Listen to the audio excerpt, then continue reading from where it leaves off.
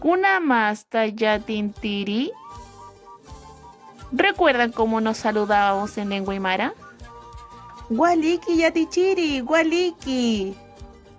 Kuna masta yatintiri. Waliki yatichiri, waliki yatichiri. Kuna masta yatintiri.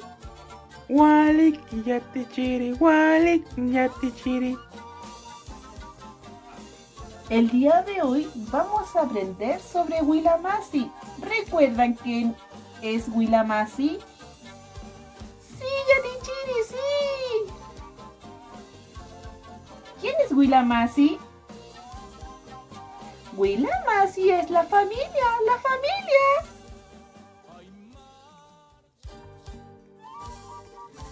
El primer miembro de la familia es quien nos enseña los cuentos, valores y principios de nuestra cultura. Y es nuestro Hacha Tata. Repitan conmigo. Hacha Tata. El abuelo. Quien acompaña a nuestro Hacha Tata es la Hachamama. Repitan conmigo. Ma, la abuela. Auki. Repitan conmigo. Auki. Quien acompaña a nuestro Auki es la Taika. Repitan conmigo. Taika.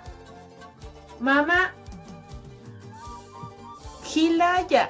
Repitan conmigo. Hilaya. Hermano. Kuyaya. Repitan conmigo. Kuyaya. Hermana. Queridos Yatintiri, dividan su cuaderno en 4 partes.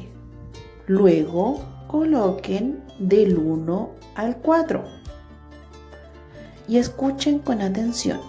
En el número 1 van a pegar o dibujar a la Hachamama. En el número 2 al Auki. En el número 3 a la Kuyaya. Y en el número 4 a la Hachamama.